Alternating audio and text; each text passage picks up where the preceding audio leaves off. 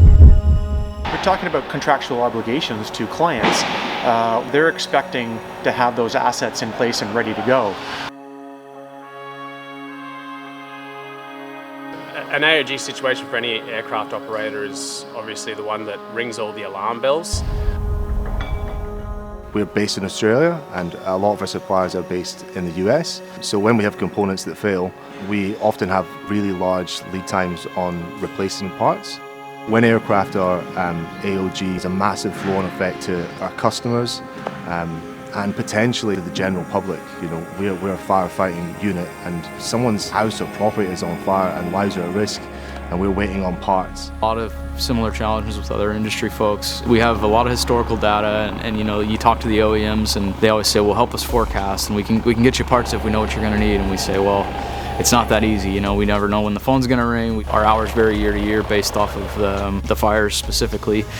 For us, we have the historical data, we have some averages that we work off of, but the unscheduled piece can always catch you know, off guard. So we were saying it's hard enough to make money as it is with these things, let alone, you know, changing out components prematurely. It just doesn't do anybody any favors. Reality is we probably lost 1.5 revenue days because of that scenario.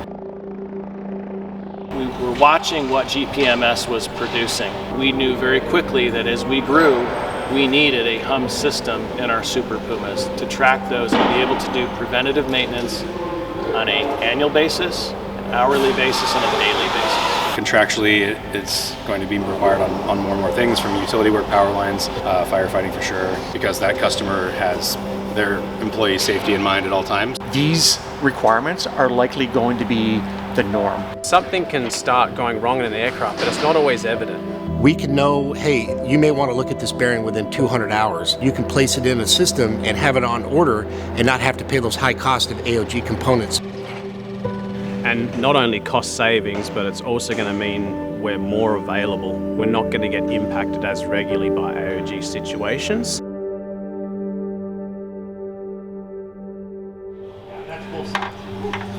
Foremost, it's safety. I think this system will actually raise the level of safety throughout our whole fleet. Being able to track parts and their vibrations and being able to see problems before they even occur and being proactive instead of reactive to these problems is a big win for us.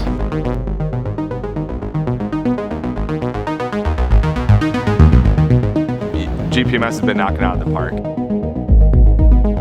It's proactive in kind of a world that things are more reactive. When I heard that it was getting installed on our fleet, I couldn't be happier. So with the GPMS system, there's so much data that's being extracted. First thing that struck us was the simplicity and the user interface.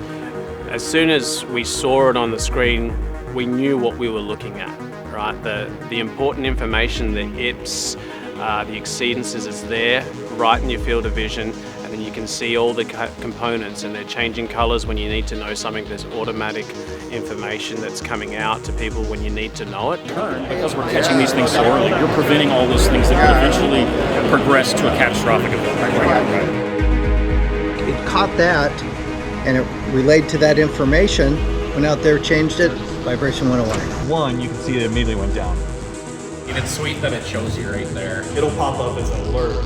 The more aircraft we get out there with the GPMS system installed, the better the data is going to be, or the more it's going to make sense. A fairly simple installation, specifically designed for that airframe. How they shrunk it down so small and so light versus what the current military system is that they're flying with. The GPMS system seems to do more at a real-time data transfer versus having to do more downloads.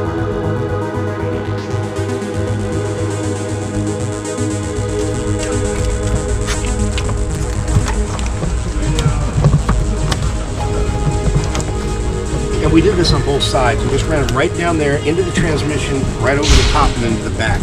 Piece of cake. That's pretty much the majority of our equipment. We've got a tack box on the roof and the sensors are all over. Mounted all over the aircraft. Sensors on the transmission, sensors on the engine, sensor on the mast. GPMS HUMS, it is going to change the way that we operate. It's going to change the way that we forecast. It's going to change the way that we save our money. This product marries those concepts together, innovation and safety. We're all about keeping the pilot safe, keeping the aircraft safe. This will make us a leader